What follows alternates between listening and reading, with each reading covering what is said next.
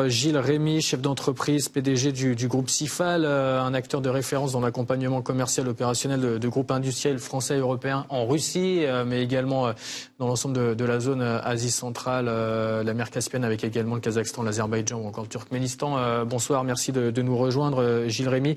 On était en train d'évoquer les sanctions donc, qui viennent de tomber. Londres qui confirme avoir gelé les avoirs de Vladimir Poutine et de Sergueï Lavrov, mais selon Maria Zakharova, donc du ministère russe des Affaires étrangères, ni Vladimir Poutine ni Sergueï Lavrov n'ont de compte ni en Grande-Bretagne ni ailleurs à l'étranger. Donc pourquoi ces sanctions ? Oh là, je crois que on tombe là dans le grotesque. Qui peut imaginer que Lavrov ait un compte au Crédit Suisse? Enfin, ça fait partie d'une campagne de communication de Johnson, qui a par ailleurs bien d'autres soucis, qui a besoin d'en rajouter une couche par rapport aux autres pays européens. Et là, on est dans l'anecdotique, je veux dire. Hier, Vladimir Poutine a reçu les chefs d'entreprise de Russie. Est-ce que vous avez participé à cette réunion ou pas? Mais qu'est-ce qu'il en ressort de cette entrevue avec le président russe? Est-ce que les entrepreneurs russes se posent des questions? Non, j'y étais pas pour deux raisons. D'une part parce que je suis un chef d'entreprise français, et d'autre part parce que le ticket d'entrée, c'est quand même des actifs industriels qui se chiffrent souvent en dizaines de milliards de dollars. Donc c'était effectivement une réunion très intéressante, parce que je voudrais revenir sur le but des sanctions, sur une forme de naïveté ou d'incompréhension de ce qu'est la réalité russe aujourd'hui par les pays occidentaux. Les sanctions visant des entrepreneurs ou ce qu'on appelle les oligarques russes, elles visaient à créer un schisme au sein de l'élite russe. Si on avait fait ça effectivement dans les années 90, mais à l'époque il n'y avait pas besoin d'imposer de sanctions puisque la Russie était complètement vassalisée, effectivement ça aurait pu être efficace puisque c'était les oligarques qui faisaient la politique de l'État. Aujourd'hui les choses sont bien différentes. Et hier soir c'était d'ailleurs assez significatif de voir le président Poutine s'adresser à un panel qui représente peut-être 60 à 70% de l'économie russe, et ils étaient tous réunis, et on ne peut pas lire dans leur pensée, mais on peut considérer que ces gens-là ne sont pas satisfaits de la situation parce qu'ils en souffrent, ou en tout cas leur fortune en souffre, puisque la même journée, ils avaient au total perdu, en termes de capitalisation boursière, à peu près 40 milliards de dollars. Et néanmoins, ils sont là, ils répondent à la convocation, et ils écoutent un président qui leur parle de la force de la Russie aujourd'hui et puis de ses intérêts nationaux. Et donc on voit bien que le rapport de force a bien changé, que le pouvoir étatique l'emporte aujourd'hui sur l'élite économique, et que donc le principe des sanctions, si elles peuvent humilier, si elles peuvent tracasser, je parle des sanctions sur les personnalités, n'auront aucun effet, et encore moins aujourd'hui qu'en 2014.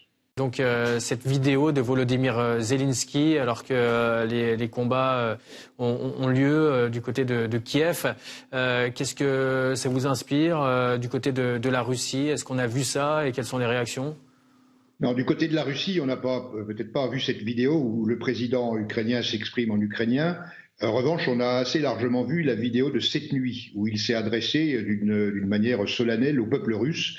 Et il a eu un discours, c'est un professionnel, c'est un ancien acteur, très très très bien fait, où il explique que l'Ukraine ne veut rien contre la Russie, etc., très très bien argumenté. On est aujourd'hui, la situation elle va changer dans les heures qui viennent et les jours qui viennent. J'avais juste avant votre émission un contact avec un ami partenaire qui vit à Kiev, dans les environs de Kiev, et manifestement les commandos spéciaux et les véhicules légers sont déjà dans Kiev, et donc il va se passer des choses durant ce week-end. Si on comprend bien ce qu'annoncent les officiels russes, c'est ce qu'Emmanuel Dupuis a dit, Lavrov en tout cas est sur une position, on discute après la reddition. Je ne sais pas si c'est effectivement la position de Poutine, mais ça voudrait dire que cette intervention militaire qui a à mon avis déjà détruit l'essentiel des capacités de défense de l'Ukraine, eh bien elle vise ensuite je ne pense pas à mettre en place une équipe qui serait de toute façon illégitime, mais qui amène à négocier. Et je pense, enfin, je ne veux pas brûler les étapes, mais ça va se terminer comment? Ça va se terminer par un accord qui s'appellera peut-être Minsk ou autre chose, peut-être pas Minsk, mais qui reviendra un Minsk 3 et qui, je le crains pour l'Ukraine, sera conclu à des conditions qui seront moins favorables que Minsk 2. Je prendrai juste un symbole. Aujourd'hui ou hier, j'ai vu que les Russes avaient ouvert le canal qui alimente en eau la Crimée.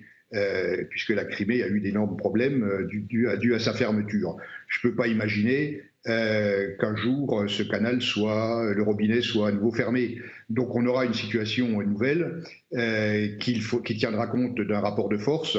Et de toute façon, on parle de sanctions économiques, de diplomatie, tout tourne autour d'une question, c'est central, c'est bien l'appartenance ou non de l'Ukraine de demain à l'OTAN. Et je pense que très raisonnablement, toutes les forces en présence, et notamment les États-Unis et l'Europe, ont conscience et arriveront à une solution qui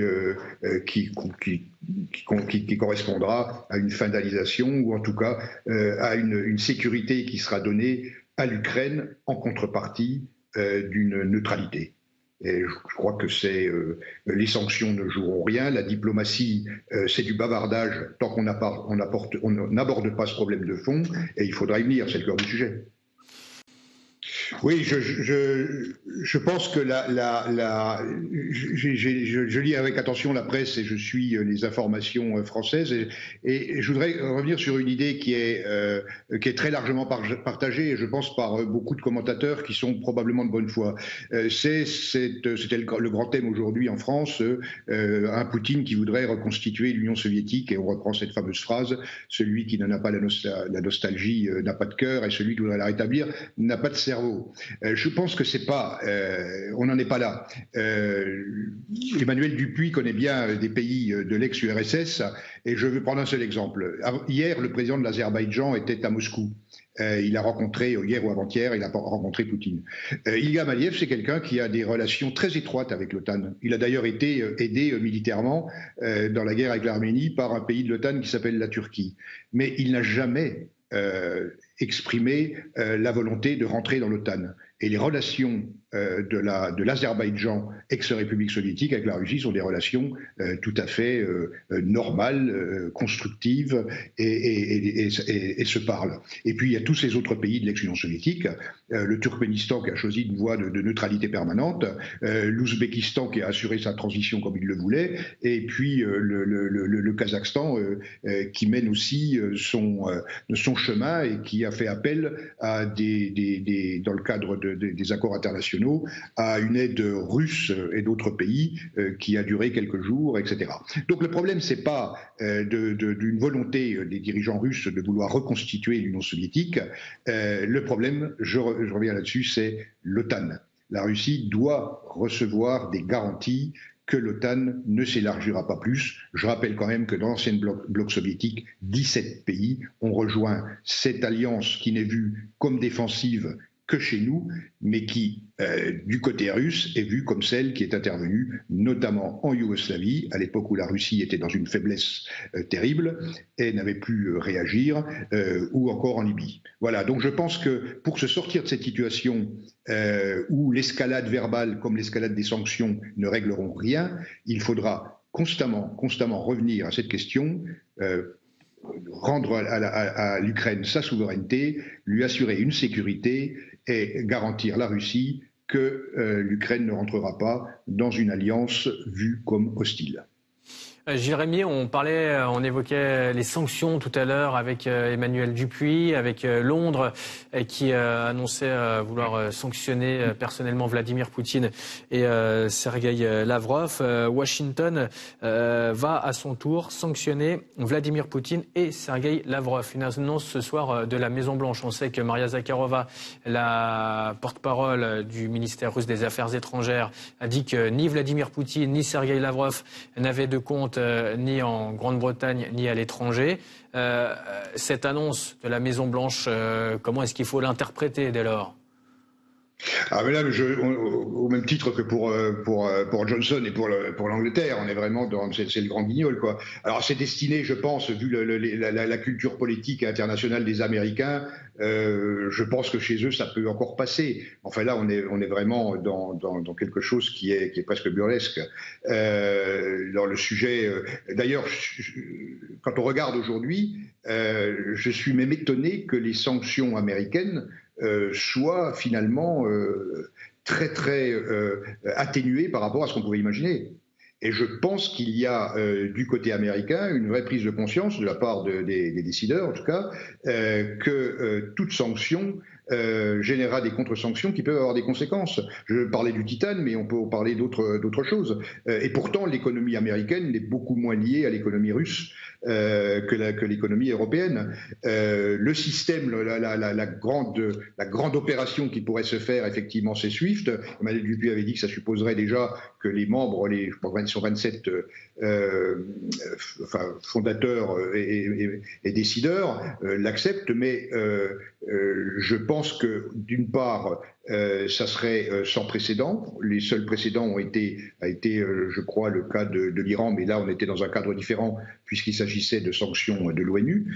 Et en ce qui concerne la Russie, oui, ça aurait des effets, mais des effets qui là aussi, seraient des deux côtés.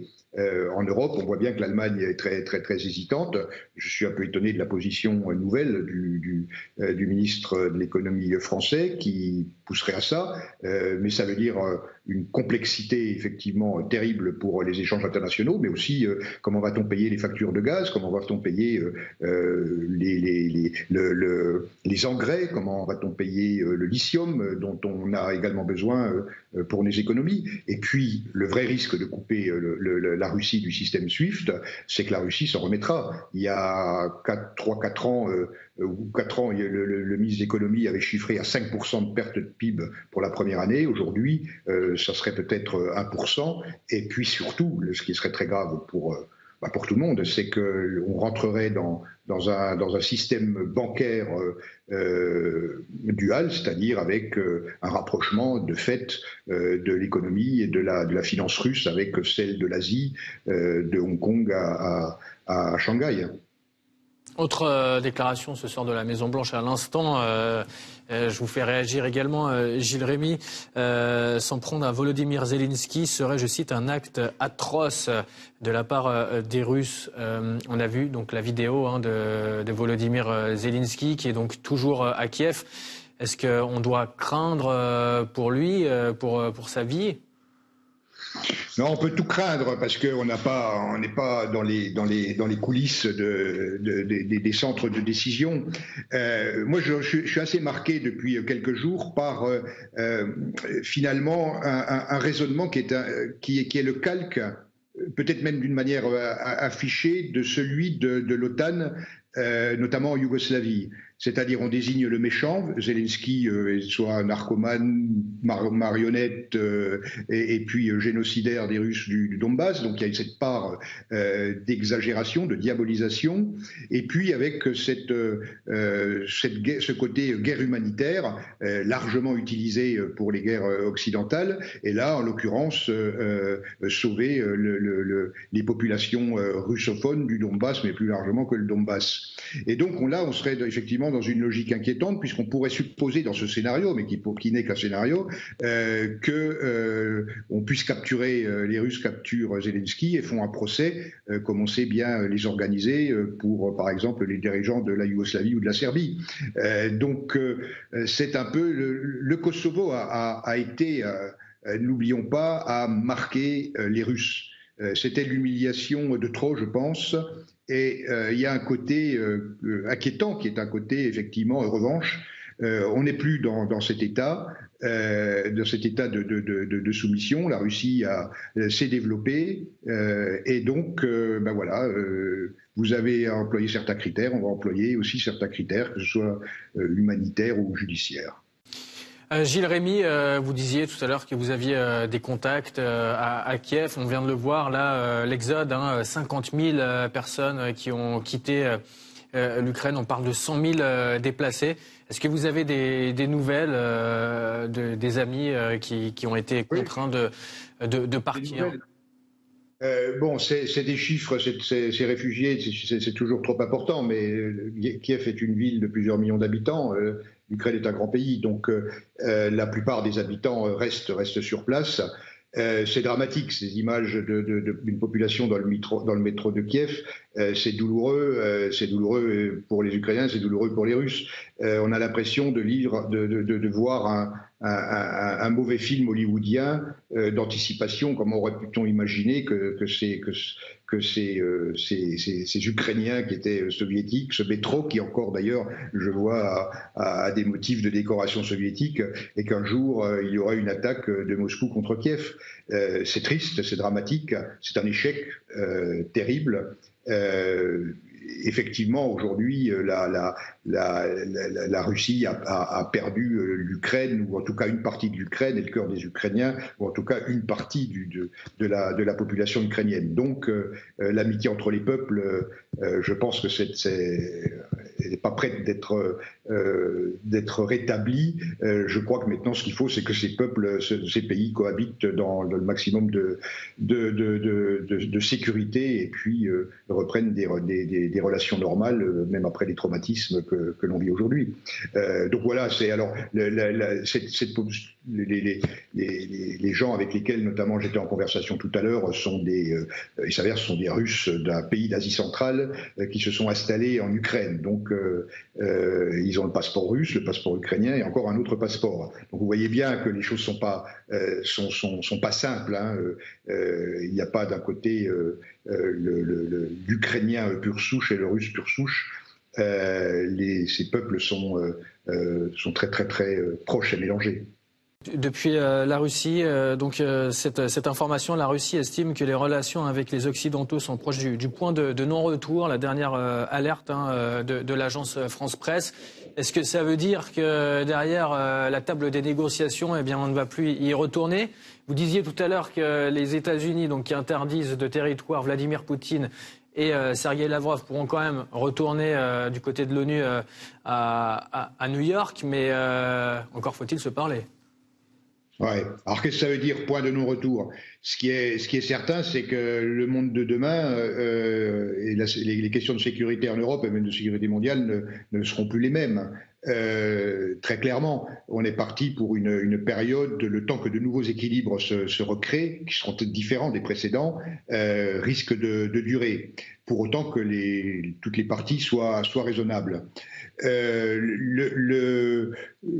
Aujourd'hui, effectivement, on continue. Là, on est très, très, très manifestement dans une période qui peut durer quelques semaines, voire quelques mois, où effectivement, il va y avoir inflation dans le discours.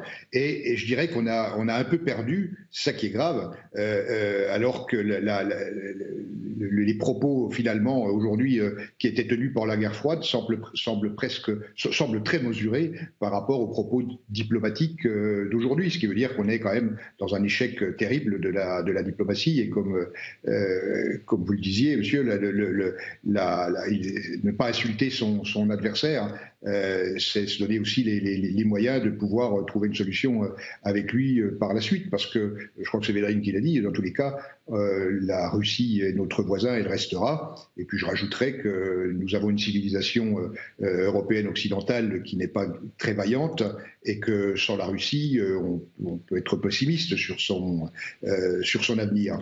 Voilà, donc il y a le très court terme. Là, il y a une logique, c'est qu'on est dans un conflit armée. Alors j'entendais le porte-parole du département d'État américain, c'était risible si la situation n'était pas si grave, considérant que la Russie est revenue à l'époque de la guerre froide où on ne respectait pas les indépendances et des petits États, comme si depuis 1990 il n'y avait pas eu l'Irak, l'Afghanistan, la Libye et autres.